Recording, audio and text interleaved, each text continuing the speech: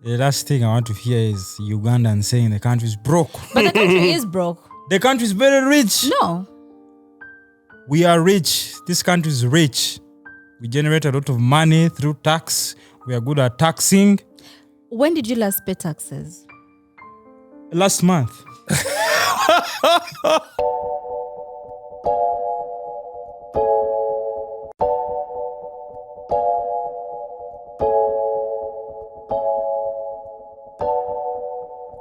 Hi guys, welcome to Kenganda. This is the Repart podcast. My name is Janita Maya. I'll let my co-hosts introduce themselves. Hi guys, my name is Alta Brand. I'm a content creator. Am I making you shy? I'm blushing because of Joan. I'm a content creator residing in Uganda. Yeah, nice to have you all. O'Shea Duke Jackson. Today I'm pretending to be a New Yorker. Brooklyn stand up. But I'm from the West Coast, obviously. And African American living in Kampala. Okay, perfect. Now, Uganda is trending for something else. Please watch this clip with us and react to it with us. Money is not there to redo the roads. Really, there should be some money to maintain. What's going on? Thank you so much. Okay, you've spoken to the issue. The issue is resource constraints. We're hamstrung. And it's not just KCCA, the entire nation is hamstrung. The current economic situations are not good. The tax collections are low. In any case, our budgets have been cut further. Last year we had a budget of 470 billion, now we have a budget of 420 billion. So the challenges are even more. You're talking about the poor roads. Roads are designed to have a life about 15 to 20 years. Our roads have an age of about 45 to 50 years. They're at the point where they've actually given up. We have to rehabilitate them. It requires resources to do that. If you look at the flooding situation in the city, you need to line these drains to ensure that they're not earth drains. You need a budget of about $200 million to do that. We don't yet have those resources in the current circumstances. Come to garbage. Garbage is another issue that we deal with. We generate about 2,500 tons of garbage every day. We're only able to collect about 50% of it. Wow. Now, with the current budget challenges we have, we may collect much less of it. Now, that's going to create another issue. It has a public health. Just wait a minute, because it looks like even you seem to be organizing with the rest of us. But your job is actually to organize the Kampala. Engineer Luyimbaz, you are telling us that the city is broke. The city does not have sufficient money to deliver the services that are desired for the public to be happy at the moment. That's a fact. The city is broke. Can you imagine? Can it happen? Yeah. Can't accept that. It can't. So you know what happens is when they read the national budget for the financial year, they allocate a particular amount of money for certain, departments or certain places. So for the roads, for KCCA, they got, apparently they need like 100 billion to 70 billion, 70 to 100 billion, but this time around they only got 26 billion Uganda shillings, not in dollars. So that budget was cut. So yeah, there's that. But do you believe that we're broke? Because these ministers. The last thing I want to hear is Ugandans saying the country is broke. But the country is broke. The country is very rich. No. We are rich. This country is rich. We generate a lot of money through tax. We are good at taxing. When did you last pay taxes? Last month. You see, that's the lie, because you only pay taxes at the end of the year. They deduct. Oh, at his job before. Yeah, they deduct from us. For us, they deduct every month for tax. So we pay tax. The country has a lot of money, but the issue at hand, according to me, is misuse of this money. These guys love to misuse money. They are good at embezzling. Whatever money they get, they want to steal. They want to eat. It's like they have been, I don't know what I can say. So the issue is theft of funds. You've stolen a lot of funds. However much there are budget cuts, like the way he's trying to explain. But even on that budget cut, the little they have decided to give us, that money is also stolen. So it's a very, very, very, very big issue and a big concern that needs to be addressed ASAP. before we get to O'Shea, I know his points are burning. The issue is the potholes. So recently, what happened? Someone on Twitter, Sentongo, I think he's a cartoonist, said, "Send me pictures of the potholes in your area. Put a location and where it is." Right? Like, why don't you read some of them off? They're pretty funny. Yeah. So what happened is that people sent him the. Hold on. People sent in the location of the potholes in that areas that they were in, and those were pretty funny. So let me read some memes. Someone was saying Kampala pothole exhibition to Simbu Day, and then they're showing off these potholes that look like they're not even potholes; they're like ponds. It's like there's like a tiny river in the middle of the road. Yeah. And then someone said a fish caught from one of the potholes in Kampala. Either way, people Ugandans will find a way to joke about everything. I feel like this is a very serious issue, but they're still finding a way to laugh about it. But yeah, Let me say this, and I'm gonna have a perspective as somebody that is a foreigner yeah, that's been living here. So when Uganda or any country in Africa is telling the diaspora to come back and get these opportunities, but now when you're telling me, and to be fair, in Uganda, I've seen some roads that are very, very nice. I've never been up north, but you've been there, Gulu. I've been to Barara. I see those roads. But later on in this particular episode, because I watched this entire episode on NTV, Uganda, the guy says that Uganda needs $650 million to refinance the roads in Kampala, because Kampala is the biggest business center, of course, in Uganda. 70 to 80% of the business happens here. Now, what happens is when you see those potholes, it looks bad from a foreigner's eye, but like for me, I take boaters too, right? So imagine sometimes the potholes are so bad. If you have a 4-wheel drive or a regular car, you can run over a pothole, but it's still good to avoid them. But the boater guys that are trying to avoid these potholes, sometimes it's like you're going right into another lane. your death into another car. So imagine being on the back of the pothole and on the back of a boater, and the guy's avoiding the pothole, and then you might be going right directly to cars in the lane. Again, there's another meme there, if we could put it up there. The lady goes, "We don't drive on the left of the road. We drive on what is left of the road." So I got hit by a car the other day, like last month, 2 months ago. And it wasn't really the lady's fault. I'm walking on the side of the road, and the lady just slightly abrupted, just hit me. And I wanted to get mad, and then I looked at what's going on, and I'm like, "Whoa, shit, I'm okay. I didn't get hurt." But she hit me. She said she was sorry, but I understand why she hit me. And even you find yourself walking down the street, you're crossing over into the gutter on the other side, so you won't get killed by a car. So if there's a big truck coming, you hop over to where the side of the gutter is and walk on the side of the, the gutter is there. So you hop over the gutter, and hopefully you don't fall into the gutter, but it won't be bad if you did. The ghetto. Yeah, so you do that. Yeah. So now, here's the problem for me, is Uganda has a hard time taxing the informal sector. So a lot of businesses don't trust the government to give it taxes, because most people feel, and the informal sector is anywhere in the world, but informal sector is really how Africa has always pretty much ran. So the government's trying to get these businesses that are in the informal sector to come in and pay taxes. The problem is there's no trust for the government to take care of these things. And I believe, what does KCCA stand for? Kampala City Council Authority. Yeah, okay. So they don't trust those people, right? So now the government has to go out and get funding for that. Secondarily, because of the waste buildup, because you need good roads to transport waste. So 1,250 tons of waste is there every day. We were going to shoot for Chihuahua, and literally you see trash everywhere. When it rains, it floods up into the gutters. So you start to think about, as a person, as a repat, you try to think seriously. You be like, okay, there is a lot of opportunity here in this country.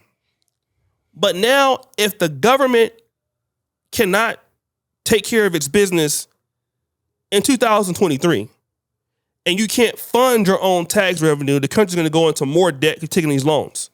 And then, like Brian said, mismanagement of funds. I don't want to get into it. We heard about the whole Iron Sheets debacle that going on here in this country. Exactly. Yeah. Many ministers recently just got arrested. It was a real big scandal.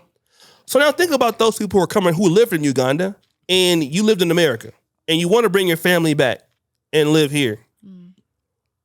What about you want to have a nice car and you can't even, it pretty much looks like, from what I've been told, New York City back in the day. We got a New Yorker there. So New York got some terrible roads like that. I've never been there before to tell you, but it looks so bad. And the thing about it is that in your main city, imagine, like, I've been to Nairobi, I've been to Dar es Salaam, I've been to Rwanda. Now, I have seen these roads getting better outside of, in the Wakiho district, let's say, going away from Kampala. Yeah. Namungogo looks a little bit better. Chira might be getting a little bit better than before. Yeah. Nigeria might be a little bit better. But in the heart of Kampala, Yeah.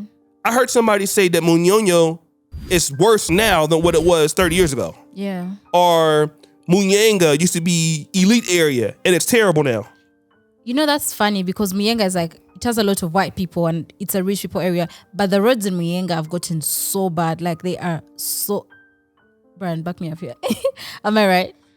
They are bad, but not so bad. Okay, as I mean, for rich people, okay, for the rich people. like, you can't compare Muyenga to Kololo, the roads.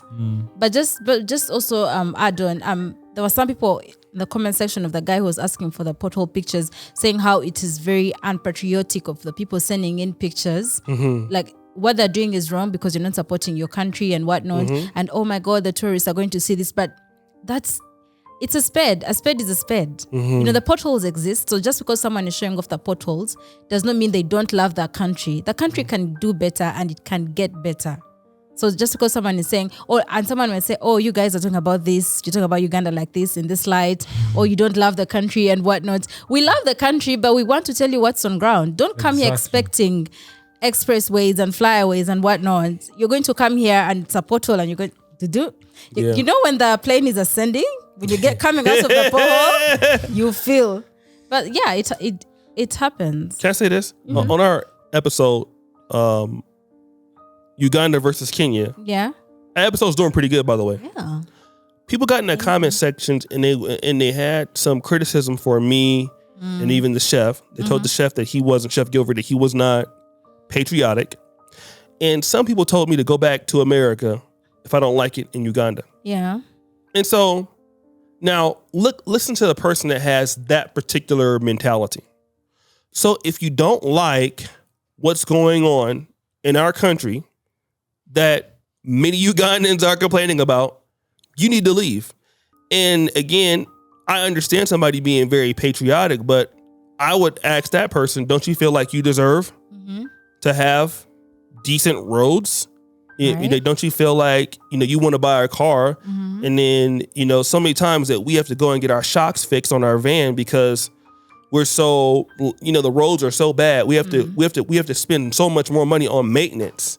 So just think, if you're in the transportation business dealing with these roads all the time, even the bodas, the roads are so bad. Like, the drivers come and they just swipe across your car, hit your car all the time. We had a guy that destroyed our side mirror because the roads are so small. And so you have to pay for that. And so, I understand the frustration that people have. You feel like people are talking down on your country or comparing against other places, but you have to be honest.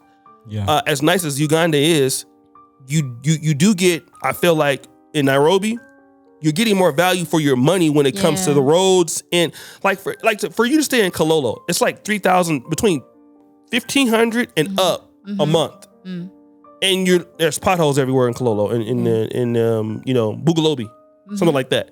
But in Kiloleshwa, it's half the price and it's 300% better. So that's the situation that we're dealing with. And I think that at some point, as much as we love it here and have thrived here, we have to talk about the truth. If you're coming from the diaspora, you should think about that. And can you handle that this is not America? The roads are getting, in some parts of central Kampala, if you live here, worse. Yeah. He said every 15, 20 years, roads should be maintenance, but every 45 to 50 years, roads are lasting. And they don't have the money. So if they don't have the money now, future performance is indicative of past performance typically. What makes you feel that they will have the money next time? That's the thing, because we don't have enough business paying taxes, still come out of coronavirus and things like that. Yeah, and you know what's funny? When Kenya, Felix, our editor in Kenya, he said, "Oh my God, we're like, oh, the better roads here," and then Felix was like, "Oh, I'll show you a pothole," and we took like 2 hours, and then he showed us just a crack in the road. Oh, there's a pothole. We're like, we come from Pothole City. That's not a pothole. Like that's not it. And you know what's even more funny is that with KCCA, you cannot work on a certain road. So let's take an example. So you see where Kampala school is. So even if he wanted to work on that road, he can't work on it because he does not have the authority to work on that road. So even if you're a rich person and you say, oh, maybe I want to work on this road, you are not allowed to work on the road. There's a lot of bureaucracy. There are a lot of steps you have to go through for them to give you permission to work on the road. So no matter what, even if the road looks bad and someone's like, oh, I have the money, let me pay for it, they will not allow you to even work on the road. So that's how stuck we are. It's just KCA coming to save us or not. And then a few people that come up, for example, our residential area where we stay, the neighbors there pulled their money together and they wanted to add tarmac on that road leading where we stay. But then one lady dropped out of that agreement, so they didn't have enough money to make the road. So for some people, so what KCA does is that the main roads and the main semi-main roads they work on, but a road leading to your residential is your own. Your own So it's up to you to convince your neighbors to collect money and work on that road. But with the main road, you don't have the permission to work on it. Yeah. What's so funny, in other countries, you find people filling in potholes in the roads and then like asking money from random people. I've seen that here before. In Uganda? Yes. One time, like 2 weeks ago. Yeah. That was like, I fixed the road. But you're not supposed to do that, actually. Yeah, I think they're just looking for money. But it's bad, guys. It's bad. And the roads were not this bad, honestly. Were they this bad? You know, you're older than me. Were the roads back this then bad? the roads were bearable, but these days, and me personally, I'd like to thank the guy who masterminded this whole. It's called Sentongo. He's a cartoonist. James Paya, well done. This guy just woke up from the blue and decided to highlight this whole situation and made it go viral. Yeah, everyone like hoped. I like how Ugandans are trying to work on it. People hopped into the challenge and began exposing like all the potholes. There are even some pictures whereby someone was fishing. You saw the the bottle. Yeah. So inside of a pool. I've seen that too. Yeah. So people made memes and all that. Yeah. And it was so big, it was so successful that KCC had to even check in and they held a press conference. Yeah. Because of what Jim started. So man, Yeah. I would like to thank that guy for doing that. So on another note, there are these, like you say, there are those guys who came up and started saying, we're unpatriotic, why are we saying bad things about the country? And I was like, and these statements were coming from these regime apologists. Yes. Yeah. They were saying that we are exposing, but we are not patriotic. I was like, this is reality. This is what's on the ground. Yeah. So why are they trying to silence people who are coming up with this? So I found of course, it wasn't right on their side. Actually, this statement, I don't know where you saw it, was from Besigye, Kiza Besigye, The famous leader opposition. of opposition. Yeah, FDC. A shout out to Dr. Kiza Besigye. So this guy was like, hey, so you don't want us to speak about our roads? Because the people were saying we are chasing, those regime apologists were saying that we are chasing away tourists by exposing our roads. So this guy was like, basically was like, hey, so you want the tourists to come and drown on our roads? Why don't we tell them what to expect as they come? Yeah, you get. Yeah. Then some other guy also suggested that since our roads are in a poor state and they're actually causing damage to our vehicles, why doesn't the government then lower taxes on car spare parts? Yeah, you get. If you can't fix the roads, then at least lower the taxes on the spare parts. So however much you get issues, you can easily fix. Yeah. You get. So yeah, so it was that drama left and right. Yeah, and speaking of the viral tweet, actually, President Museveni actually directed the Minister of Finance to give KCCA the funds. Because of the challenge. Yeah, but we'll see where that ends. But at least he gave them a directive. He told them, get this done. And I'm sorry to say this, I don't know why ministers are the simple saying Ugandans showing off the potholes are not patriotic. These are they're comfortable where they are. Every year they get new cars. Those brand guys. new cars. Every minister should sacrifice that brand new car and say, let this money go towards the roads or something. Because they're the same person saying, oh, you're not patriotic, why are you showing off the country in this way? Because it's real. Well, you're comfortable in your Range Rover not feeling the pothole. The rest of the nation is feeling every pothole. Like, Exactly. you can't just be there. It doesn't make sense. They are detached from reality. Yeah. You get most of these ministers, MPs and all, these guys driving big cars. Yeah. They don't actually feel the potholes. You get? all. So for them, they think everything is normal. It's the muntu wa wansi who will actually feel the pothole. So they should.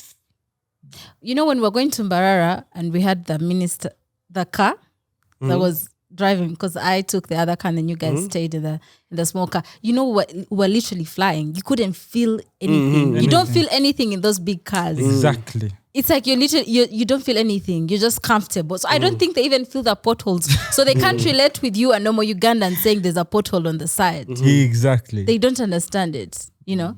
And then they go and fill up the potholes with maram, and it rains, and then it's the same thing. The pothole just gets wider. It's like you're just expanding it. I think also what I've noticed is, and this is just a theory, but I think Kampala is severely overcrowded in comparisons to what the city was designed for. I think the city was designed to be no bigger than 550,000. So it looks like out of desperation, they started, expanding into these villages like Chisasi, Yeah. Chira, Najera. Yeah. And that's definitely helped, I think, into Wakiso district and things like that. But the reality is that there is no other real main economic hub outside of Kampala that I really know about that's such a force. I know you have Arua in the West now sort of developing. That's too far. So far, there's Entebbe, which is really almost like a part of the Kampala greater region, it seems like. And then Chira, Nigeria, and other places. So as a foreigner looking at this, it looks like there is, and the bad roads speak to the lack of connectivity throughout the nation. Because I know it's a problem in Africa in general, but if your people from Arua or Mbale are saying, I can't make it here, I need to go to Uganda and Kampala to make it. Like, you have to be here to almost do everything. Yeah. And you haven't seen, in my honest opinion, from what I would look at from NTV or MBS or the government, where is the secondary city? Like, you have Nairobi, there is Mombasa, there is Nakuru, there is Kisumu. There are other places that are developing. Sure, everybody still wants to go to Nairobi, but you see these other places developing. There's a big tech city being developed in Kenya. Eldoret. Yeah. But in Uganda, you just don't see a big push for, like in Nigeria. There is Abuja. There's Lagos and there's Abuja. Abuja is actually the financial capital, from what I understand, of Nigeria. So even in Nigeria, you see these other places that are developing. South Africa, there's Cape Town, there's Joburg, there's Pretoria, there's Durban. But in Uganda, which has 50 million people, which is fairly large for a country in Africa, where is your secondary city?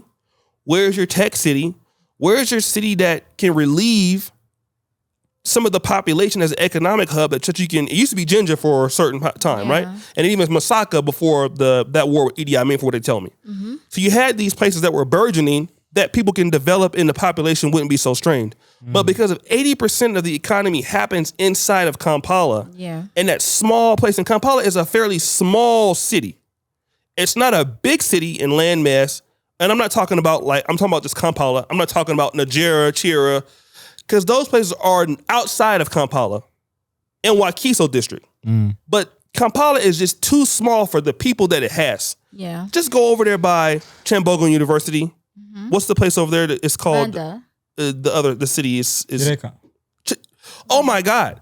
It's like it's like you almost can barely move. If you go to even some of these bars, like Cask, you can barely move. There's places in Kampala where the traffic is so bad because there's so many people, include the boaters, going the wrong way.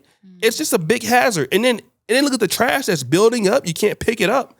It looks like a big problem just waiting to happen in the next 5 to 10 years. Yeah. Just a sitting.